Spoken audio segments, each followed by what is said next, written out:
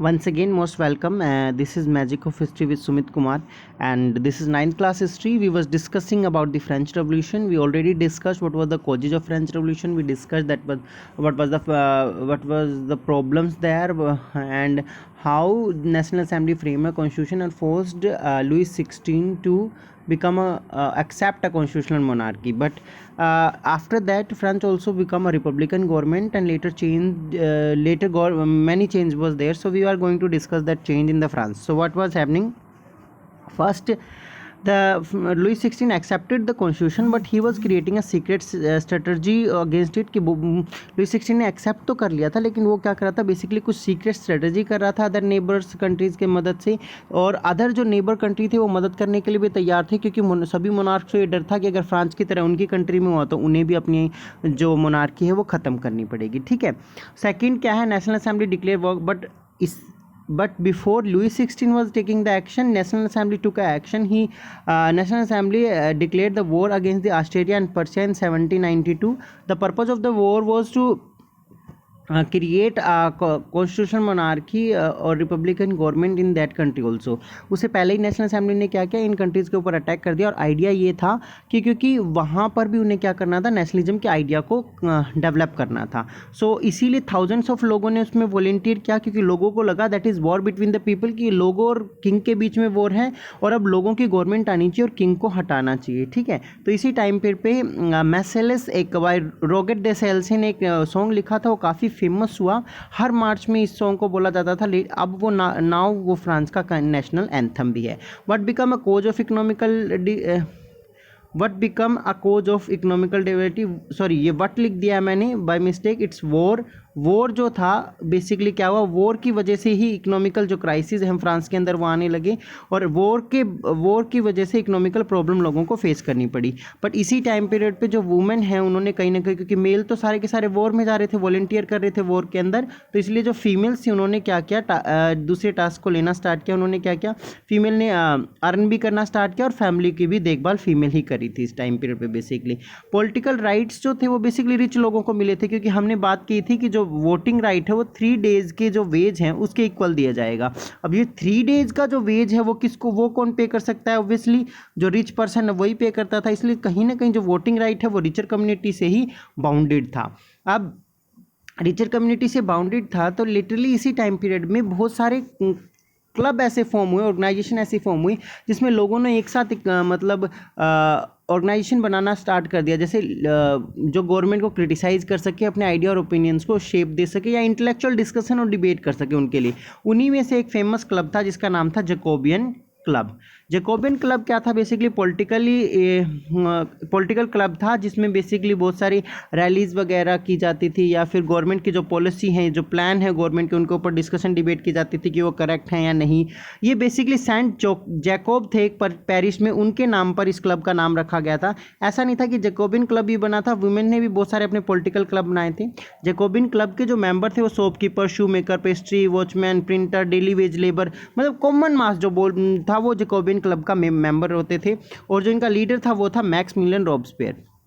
Jacobian club ने एक tradition बनाया था जिसमें वो लॉन्ग स्ट्रिप्स के ट्राउज़र पहनते थे, डोक्या वर्कर्स की तरह. ये जो दिखा रखे ट्राउज़र, ये एक साइन बन गया था ताकि वो अपने आप को जो रिच लोग हैं उनसे अलग दिखा सकें. रेड कैप का भी जैकोबियन क्लब का ही है सिंबल है, लिबर्टी का सिंबल था, जैकोबियन क्लब ने बाद में अडॉप्ट किया था ये. As well as long strip trouser पहनने के साथ साथ अब बेसिकली इनको जो है जैकोबियन क्लब को सैन कॉल्टिस भी बोला जाता था, means those without the breeches. ये रिच लोग जैकोबियन क्लब को बोलते थे. जैकोबियन क्लब काफ़ी फेमस क्लब होता जा रहा था क्योंकि इसमें बहुत सारे लोग पार्टिसिपेट कर रहे थे, प्लस कॉमन मास ज़्यादा पार्टिसिपेट कर रहा था. 90% कॉमन मास था, और हम देख चुके हैं कि कहीं ना कहीं इसमें अंदर बिल्कुल ही जो लोअर लेवल पे काम करने वाले लोग हैं तो वो कहीं ना कहीं जैकोबियन क्लब के साथ अटैक थे. 1792 में क्या हुआ कि जो जैकोबियन क्लब हैं बेसिकली अगस्त 10 place of the Tuileries, Jacobin club ने जो पैलेस था बेसिकली उसके ऊपर अटैक कर दिया. और पैलेस के ऊपर अटैक करने के बाद पैलेस के ऊपर अटैक करने के बाद जो रॉयल फैमिली थी उनको प्रिजन में रख दिया गया. रॉयल फैमिली को बेसिकली रॉयल जो फैमिली थी उसको इम्प्रिजन कर दिया गया. और नेशनल असेंबली ने अपनी पावर को बेसिकली अपनी पावर को शो किया, और 21 ईयर के जो मेल थे उन सभी को वोटिंग राइट्स दे दिया गया। इस तरह से जो असेंबली है उसको कन्वेंशन में कन्वर्ट कर दिया गया और मतलब मोनार्की को हटा के असेंबली के अंडर ही सारी रूल्स को ला दिया गया, यानी कि जो रूल है वो असेंबली का स्टार्ट हो गया था। सितंबर 1792 abolish the monarchy and declare the French Republic. और मैक्स मिलर ने क्या किया कि 1792 में मोनार्की सिस्टम को अबोलिश कर दिया और फ्रांस को एक रिपब्लिकन गवर्नमेंट के रूप में डेवलप किया। रिपब्लिकन गवर्नमेंट का क्या होती है, जिसमें हेड ऑफ द जो स्टेट होता है, जैसे हमारे यहाँ हेड कौन है बेसिकली इस वक्त, प्रेसिडेंट है। तो हमारा जो प्रेसिडेंट है वो बेसिकली कौन इलेक्ट करता है, वो इनडायरेक्टली हम इलेक्ट करते हैं। कैसे? क्योंकि हम इलेक्ट करते हैं बेसिकली किसको, एमपीज़ को, ठीक है। और एमपीज़ किसको इलेक्ट करते हैं, प्रेसिडेंट को। तो क्योंकि हम इलेक्ट करते हैं एमपीज़ को, तो ये क्या है, इनडायरेक्ट इलेक्शन है, डायरेक्ट नहीं है, पर कई जगहों पे डायरेक्ट भी होता है, जैसे अमेरिका में। तो रिपब्लिकन गवर्नमेंट वो होती है जिसमें डायरेक्ट इलेक्टेड हो। तो रिपब्लिकन गवर्नमेंट में लीडर कौन था, मैक्स मिलर, क्योंकि वो कॉमन मास को सपोर्ट कर रहा था और वोटिंग वैल्यू कॉमन मास को मिलने की वजह से वो ज़्यादा पॉपुलर हो गया था, ठीक है। तो लुईस 16 वाज सेंटेंस डेथ, और लुईस 16 को डेथ सेंटेंस दे दिया गया 21 जनवरी 1930 को। इस तरह से लुईस 16 का एंड हो गया। और एक टाइम पीरियड है बेसिकली फ्रांस के अंदर जो काफ़ी फेमस है, जो रेन ऑफ टेरर के नाम से जाना जाता है। रेन ऑफ टेरर में क्या होता है बेसिकली 1793 और से 1794 तक का जो टाइम है रेन ऑफ टेरर में माना जाता है। इसमें क्या हुआ था कि policy of the सर्वल control and punishment, कि पूरी तरह से कंट्रोल और पनिशमेंट की जो पॉलिसी है वो लगाई गई। उस पॉलिसी में क्या था कि कोई भी, चाहे वो एक्स नोबल हो या फिर, ये मैंने कॉलर गलत है यहाँ पर, मैंने चेक नहीं किया, सॉरी, कॉलर्जीज नहीं, कलर्जी आएगा यहाँ पर, कि एक्स नोबल्स हो या फिर कलर्जी हो, ठीक है, ये गलत है, कलर्जी हो या फिर कोई भी खुद उनकी पार्टी का मेंबर हो, अदर पार्टी का मेंबर हो या फिर खुद मैक्स मिलर की पार्टी का मेंबर हो, कोई भी पर्सन अगर गवर्नमेंट के खिलाफ कुछ भी बोल रहा है, रिपब्लिकन गवर्नमेंट के खिलाफ कोई क्रिटिसाइज भी कर रहा है या कुछ कह भी रहा है, तो उसको सीधे अरेस्ट कर लिया जाएगा। अरेस्ट करने के बाद उसके ऊपर ट्रायल होगा ट्रिब्यून रिवोल्यूशनरी के अकॉर्डिंग, और फिर उसको ग्लूटेनाइड कर दिया जाएगा।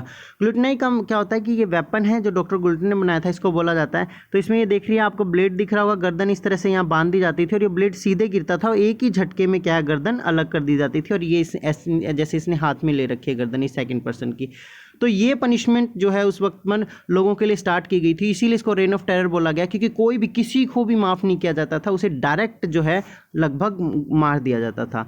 Law of the placing the maximum ceiling and the wages, और बहुत सारे अदर चेंज किए थे कि लॉ बनाए थे उन्होंने, लॉ लिख दिया है मैंने, सॉरी, LAW, बहुत सारी mistakes, I am so sorry, law है ये LAW, law of placing maximum selling के लिए लॉ बना दिए थे वेजेस प्राइजेस के लिए, क्योंकि जो फार्मर है उसके बाद जो फार्मर सेल करने के लिए आ रहे थे तो उन फार्मर को peasants were forced to transfer the green vegetables and other things, वो जो है उनको फोर्स किया गया कि वो सिटी में ट्रांसफ़र करें और एक फ़िक्स प्राइस पे ही बेचें, उससे ज़्यादा प्राइस पे वो नहीं बेच सकते थे, जो गवर्नमेंट ने फिक्स प्राइस किया था उसी पे बेच सकते थे। Use more expensive white stone floor was forbidden, और जो एक मोर एक्सपेंसिव फ्लोर होता था उसको यूज़ करने के लिए बंद कर दिया गया था, और एक सिंपल जो है बेसिकली फ्लोर था वीट का, जो सभी, ताकि सभी लोगों के अंदर इक्वालिटी ला सके कि खाने का जो बेसिकली सामान है सभी लोग इक्वल यूज़ करें, तो उस फ्लोर को खाने के लिए बोला गया था। इवन जो पर्टिकुलर कुछ वर्ड्स थे monsieur and madame suppose to be sir and madam के लिए यूज़ किए जाते थे, उसकी जगह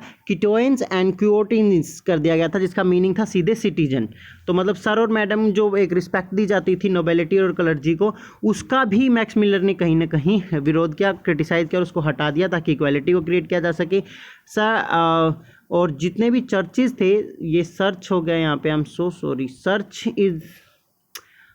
नहीं है, आई एम सॉरी, ये church was converted into the barracks आएगा, कि जो चर्च है वो बेसिकली क्या है, आपके चर्च जो थे उनको बैरक्स में कन्वर्ट कर दिया गया था, ठीक है।